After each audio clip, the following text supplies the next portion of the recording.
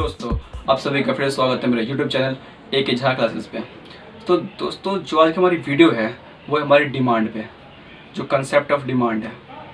ठीक है फ्रेंड्स, जो कि एक इकोनॉमी के पॉइंट ऑफ व्यू से काफ़ी इम्पोर्टेंट है डिमांड। तो आज हम बात करेंगे अपनी वीडियो में कि डिमांड के कंसेप्ट क्या होते हैं, फैक्टर्स क्या होते हैं जो उसको इफेक्ट करते हैं, और लॉ ऑफ डिमांड क्या होती है। ठीक है, चलो आज देखते हैं। तो आइए दोस्तों, जो आज का हमारा कंसेप्ट है वो है हमारी डिमांड कि डिमांड होती क्या है। आज से कंसेप्ट के बारे में हम जानेंगे, इस जो फैक्टर्स जो इसे अफेक्ट करते हैं डिमांड को, उसके बारे में पढ़ेंगे। ठीक है फ्रेंड्स, विद एग्जांपल्स। सबसे पहले देखते हैं कि डिमांड क्या होती है। Demand refers to quantity of a commodity, या फिर कमोडिटी कह लो या गुड्स कह लो, और services that consumers are willing and able to purchase at various price during a given period of time. ठीक है, ये होगी इसकी definition.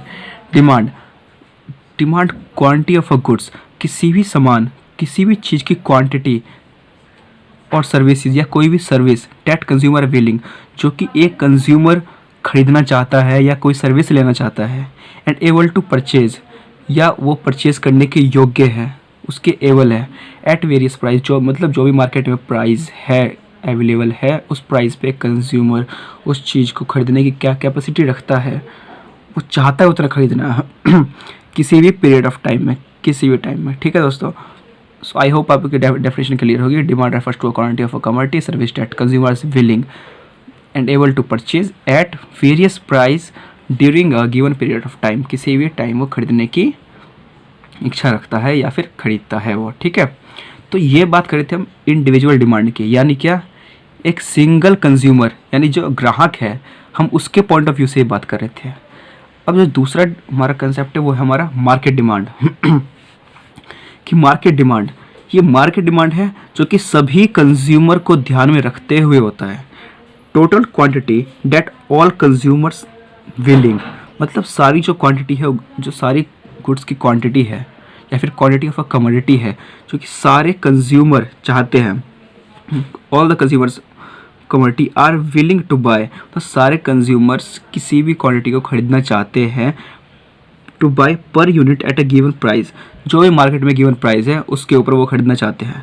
All things remains constant, और जो थिंग्स है वो रिमेन कांस्टेंट हमेशा रहती है। ठीक है, तो ये थी मार्केट डिमांड। जो डिमांड की बात हो रही थी तो ये थी इंडिविजुअल डिमांड, किसी एक कंज्यूमर के बारे में बात हो रही थी, लेकिन यहाँ क्या है, यह है मार्केट डिमांड जो कि सभी कंज्यूमर के डिमांड को लेकर बताई जा रही है। ठीक है फ्रेंड्स, तो ये थी मार्केट डिमांड। अब बात करते हैं डिटर्मिनेंट्स या फैक्टर ऑफ डिमांड। ये वो डिटर्मिनेंट्स या फैक्टर्स हैं जो कि डिमांड को इफेक्ट करते हैं, जिनके कुछ होने से डिमांड बढ़ती भी है और डिमांड घटती भी है। तो आइए देखते हो फैक्टर्स कौन कौन से होते हैं जिनकी वजह से डिमांड हमारी बढ़ जाती है, एकदम से बढ़ सकती है, एकदम से घट भी सकती है। ठीक है, सबसे पहला आता है हमारा प्राइस ऑफ द कमोडिटी। ये तो हम सभी जानते हैं, अगर हम एक जनरल कंज्यूमर के पॉइंट ऑफ व्यू से देखें तो प्राइस ऑफ अ कमोडिटी, किसी भी चीज़, कमोडिटी क्या होती है, गुड्स, चीज़ें, चाहे कोई भी चीज़ हो, हमारा फ्रिज हो गया, एसी हो गया, या कोई राशन हो गया, चावल, गेहूँ, आटा, सोना, फ़ोन, कुछ भी हो, प्राइस ऑफ अ कमोडिटी। ठीक है, किसी भी कमोडिटी का प्राइस, अगर किसी भी कमोडिटी का प्राइस अगर ज़्यादा है, अगर चीज़ें महंगी हैं, तो ऑटोमेटिकली क्या होगा, जो डिमांड है उस चीज़ की, अगर प्राइस ज़्यादा है तो डिमांड घट जाएगी, यानी डिमांड कम हो जाएगी। अगर प्राइस कम है तो एकदम से डिमांड बढ़ जाएगी। जैसा कि आपने कुछ हाल ही में एक हमारा जो प्याज था, जो एकदम से उसकी जो प्राइस थी वो बढ़ गई थी, 120 रुपये, 140 रुपये हो गई थी, अप्रोक्स हो गई थी। तो लोगों ने क्या किया, प्याज के प्राइस बढ़ने की वजह से क्या किया, लोगों ने उसका जो डिमांड है कम कर दिया। क्या किया, उसको यूज़ करना कम कर दिया, उसको यूज़ करना। तो क्या हुआ, हमारा प्राइस बढ़ा और डिमांड कम हो गई। ठीक है, तुम्हारा ये है price of the commodity. Price बढ़ता है, डिमांड कम होगी, प्राइस घटता है तो डिमांड किसी भी चीज़ की बढ़ जाएगी। ठीक है, अब बात करते हैं प्राइस ऑफ रिलेटेड कमोडिटीज़, जो एक दूसरे से रिलेट करते हैं चीज़ें, जो चीज़ें हैं जो एक दूसरे से रिलेट करती हैं। इसमें दो चीज़ें आती है फ्रेंड्स, इसमें पहला आता है सब्स्टिट्यूट गुड्स, और जो दूसरा हमारा आता है कॉम्प्लीमेंट्री गुड्स। एग्ज़ाम के पॉइंट ऑफ व्यू से ये दोनों चीज़ें बहुत इंपॉर्टेंट है, इसलिए इस चीज़ को आप ध्यान से समझिएगा। सबसे पहला आता है हमारा सब्स्टिट्यूट गुड्स, जो मतलब एक दूसरे के सब्स्टिट्यूट्स हैं, जो कि मतलब जो हम चीज़ चाहते हैं उसको बोथ को वो क्या करता है, जो हमारी सेटिस्फैक्शन है उसको पूरा करता है। जैसे कि टी और कॉफ़ी दोनों एक दूसरे क्या हैं, सब्स्टिट्यूट्स हैं। अगर टी का प्राइस बढ़ता है तो हम कॉफ़ी की डिमांड बढ़ा देंगे, और कॉफ़ी का प्राइस बढ़ता है तो हम टी की डिमांड बढ़ा देंगे। ठीक है फ्रेंड्स, चलिए देखते हैं इसके एग्जांपल क्या क्या है। अब बात करते हैं सब्स्टिट्यूट गुड्स की, इसमें होता क्या है। इसका जो बेस्ट एग्जांपल है वो है टी और कॉफ़ी। इसको आप थोड़ा ध्यान से समझिएगा। अगर टी का जो है प्राइस बढ़ता है, क्या, अगर टी का प्राइस बढ़ गया तो क्या होगा, तो ऑटोमेटिकली जो कॉफ़ी की डिमांड है वो बढ़ जाएगी। क्या होगा, जो कॉफ़ी की जो डिमांड है वो बढ़ जाएगी। प्राइस किसका बढ़ा, टी का बढ़ा, उसने इफेक्ट क्या किया, जो कॉफ़ी की डिमांड है वो बढ़ गई। क्या हुआ, जो कॉफ़ी की डिमांड है वो बढ़ गई। तो ये एक दूसरे के क्या है, रिलेटेड गुड्स हैं। अगर मार्केट में अगर टी का प्राइस बढ़ गया है तो लोग कहाँ शिफ्ट हो गए, कॉफ़ी पे। सो जो इसके बीच में रिलेशन है देखते हैं। There is direct and positive relation between the demand for a product and the price of it substitutes. ठीक है, जो डिमांड ऑफ अ प्रोडक्ट, किसी प्रोडक्ट का डिमांड है, और जो प्राइस ऑफ सब्स्टिट्यूट है, इसका टी कॉफ़ी का क्या है, सब्स्टिट्यूट है। ठीक है, तो क्या हुआ, एक के प्राइस के बढ़ने की वजह से दूसरे की डिमांड बढ़ गई फ्रेंड। ठीक है, तो ये थी बात हमारी सब्स्टिट्यूट गुड्स की। तो बात कर ली क्या, अगर टी का प्राइस बढ़ता है तो वो दूसरे की डिमांड को इफेक्ट करेगा।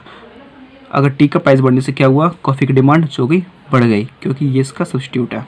ठीक है, अब बात करते हैं कॉम्प्लीमेंट्री गुड्स की। किसकी, कॉम्प्लीमेंट्री गुड्स की। अब देखिए, अब कॉम्प्लीमेंट्री गुड्स कौन से होते हैं, पहले देखते हैं इसका रिलेशन क्या होता है। Complementary goods, there is an inverse relation between the demand for a good and the price of its complement. जो उनका रिलेशन होता है वो इनवर्स रिलेशन होता है। ठीक है, अब कॉम्प्लीमेंट्री गुड्स होते कौन से हैं, कार और पेट्रोल, जो एक दूसरे के क्या हैं, कॉम्प्लीमेंट्री हैं। अगर पेट्रोल का प्राइस जो है, अगर बाई चांस पेट्रोल का प्राइस बढ़ता है तो क्या होगा, जो कार की डिमांड है वो कम हो जाएगी। पेट्रोल के प्राइस बढ़ने से क्या हुआ, कार की डिमांड कम हो गई। तो क्या है, इनवर्स रिलेशन है, एक का प्राइस बढ़ता है दूसरे की डिमांड कम होती है। तो कार और पेट्रोल क्या है, एक दूसरे कॉम्प्लीमेंट्री गुड्स हैं। ठीक है फ्रेंड्स, और ऐसे हमने टी में देखा, एक का प्राइस बढ़ा तो दूसरे की डिमांड बढ़ी, तो क्या था, डायरेक्ट और पॉजिटिव रिलेशन। और कॉम्प्लीमेंट्री गुड्स में क्या है, इनवर्स रिलेशन है। क्या है, इनवर्स रिलेशन। अब बात करते हैं हमारे थर्ड फैक्टर की, वो क्या है हमारा, इनकम ऑफ द कंज्यूमर। ये तो आप सभी जानते होंगे, इनकम ऑफ द कंज्यूमर। अगर किसी भी कंज्यूमर की इनकम बढ़ती है तो जो उसकी परचेसिंग पावर है वो नई नई चीज़ें अपनी डिमांड बढ़ा लेता है और नई नई चीज़ों को ख़रीदता है। ठीक है फ्रेंड्स, तो उस पर डिपेंड किस पे है, इनकम पे। इनकम बढ़ेगी तो डिमांड बढ़ जाएगी, इनकम कम होगी तो डिमांड कम हो जाएगी। ठीक है, इसमें भी दो चीज़ें हैं, इसमें है एक नॉर्मल गुड और दूसरा है इन्फीरियर गुड्स। सबसे पहले बात करते हैं नॉर्मल गुड्स की, ये होता क्या है।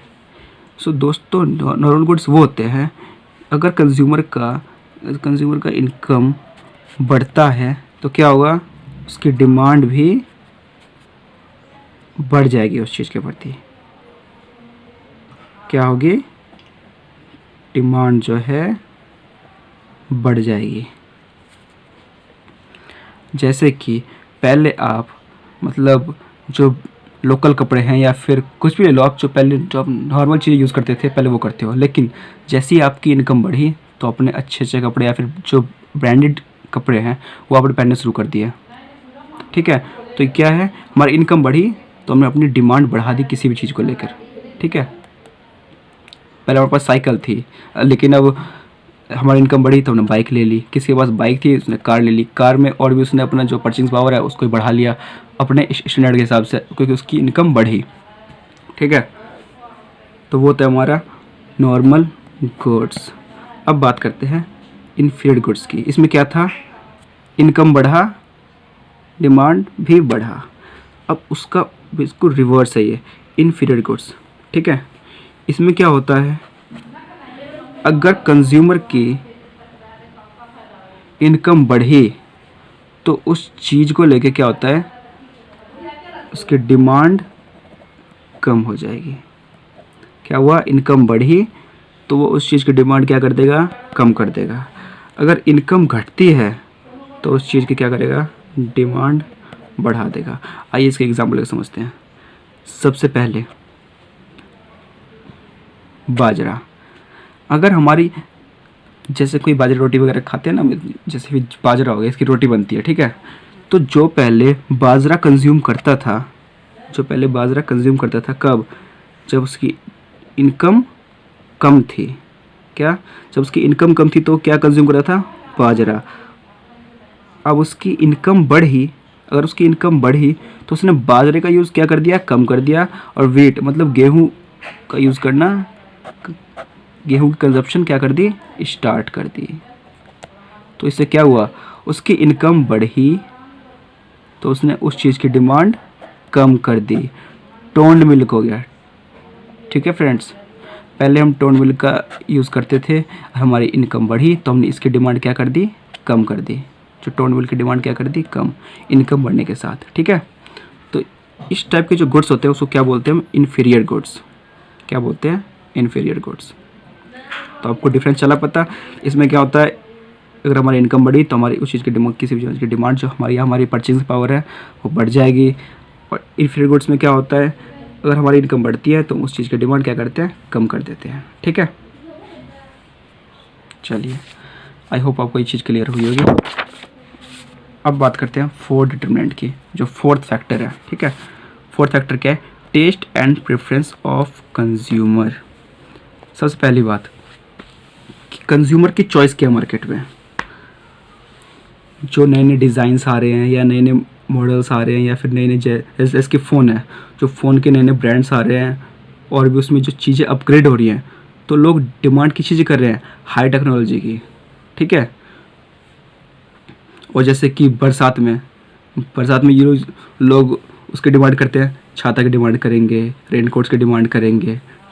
इसके विंटर आ गया तो विंटर में क्या करते हैं लोग, रजाई की डिमांड बढ़ जाएगी, स्वेटर की डिमांड बढ़ जाएगी, दस्तान उनकी डिमांड्स बढ़ जाएगी। ठीक है, तो क्या होगी, taste and preference of the consumers, उनके टेस्ट एंड प्रेफरेंस के अकॉर्डिंग उसकी डिमांड चेंज होती है। ठीक है, तो ये सारी चीज़ें क्या है जो डिमांड को इफ़ेक्ट करती हैं।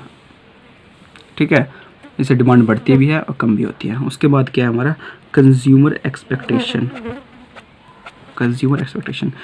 अब ये चीज़ क्या है, कंज्यूमर एक्सपेक्टेशन दोस्तों वो होता है अगर कंज्यूमर को लगता है किसी भी चीज़ की प्राइस जो है, क्या है, जो किसी भी चीज़ की प्राइस है फ्यूचर में बढ़ने वाली है। फ़िलहाल उसकी जो प्राइस है वो है नॉर्मल है उसका प्राइस, लेकिन फ्यूचर में जो चीज़ का प्राइस है वो इंक्रीज़ होने वाला है। तो कंज्यूमर्स क्या करते हैं, या फिर उस चीज़ की जो सप्लाई है वो शॉर्ट होने वाली है या सप्लाई मार्केट में कम होने वाली, तो लोग क्या करते हैं, ये जो कंज्यूमर्स क्या करते हैं, उस चीज़ को स्टॉक करना शुरू कर देते हैं। वो ज़्यादा से ज़्यादा उस चीज़ को ख़रीदना शुरू कर देते हैं। ठीक है फ्रेंड्स, ताकि उन्हें आगे दिक्कत ना हो।